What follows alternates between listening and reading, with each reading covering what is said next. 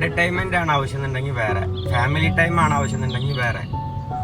അങ്ങനെ സ്പ്ലിറ്റ് ഉണ്ട് ഈ ട്രിപ്പ്. അത് വയനാട് എന്നല്ല, വേൾഡിൽ എങ്ങോട്ട് പോവാണെങ്കിലും അങ്ങനെയാണ്. മനസ്സിലായ?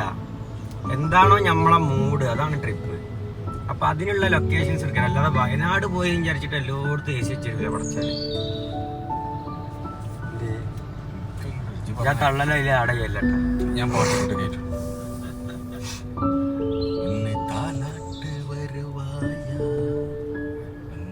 കിടക്കണ മീൻ അതാ കിടക്കണേ ആണാ.